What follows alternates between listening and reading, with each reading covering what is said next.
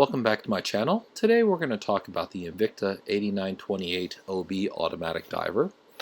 And should we buy this watch for its movement? Now let me explain. This Invicta watch is a Rolex homage watch of the Submariner. And as you can see, it's the yellow gold with the stainless steel variation and diver, of course, style. This watch itself is very similar in dimension to the Rolex, which is 41 millimeters in diameter. This watch itself is 40 millimeters in diameter with 14 millimeter thickness and 46 millimeters leg to leg. Thus very similar to the Rolex it mimics. Now turning over the watch here, we're going to take a look at the back. The watch itself has a Seiko NH35A movement with 24 joules. This is a total workhorse movement known throughout the industry as one of the most reliable movements. And that's what I mean. Should we buy this watch for the movement alone? Because at the price point at which I bought this off of Amazon, this could represent an incredible value. Okay, now let's take a look at the watch itself here in action, so to speak. It has a mineral crystal, which is unfortunate. It could have been nicer if it had a sapphire crystal. It has a unidirectional rotating bezel, as you can see here. Does not turn the other way. Now, turning our attention to the crown itself, let's take a look at how it feels. It's a screw-down crown, which is something you would expect of a diver's watch. And it is a hacking movement, as you can see when I pull out. The seconds do stop, so that's nice. I'm not going to adjust the data here. I did adjust it before and it worked out pretty nicely. And the action and the smoothness in which you can screw the crown back down actually isn't too bad. I have a few Invictus that I've seen before, and most of them actually do very nicely.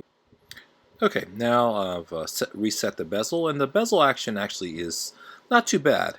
Relatively smooth, not the best I've seen, not the worst either, but for the price point again that I paid, which was $65 for this on Amazon, and I did have to wait for a while for it to be on sale, it actually turned out to pretty good.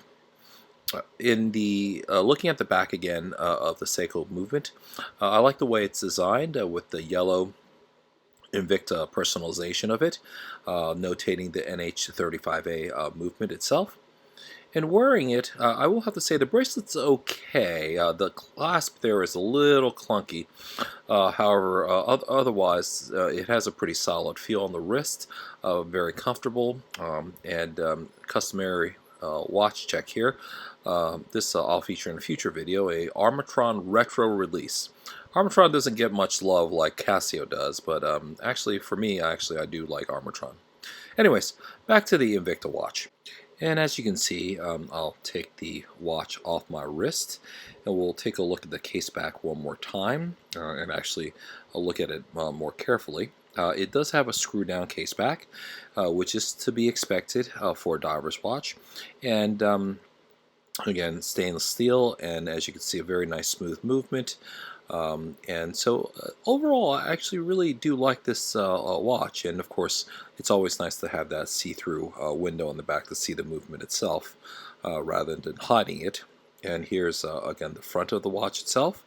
I do like the colors. They are pretty nice, contrasted and painted on, and done well. And here again brings me back to my title and a nice close-up look of the Invicta movement, the Seiko movement, the NH35A, which really gives much credibility and value to this watch, especially at the price point.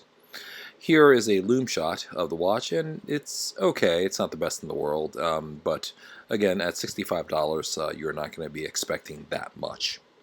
So I know Invicta is not one of the brands that is well respected in the industry.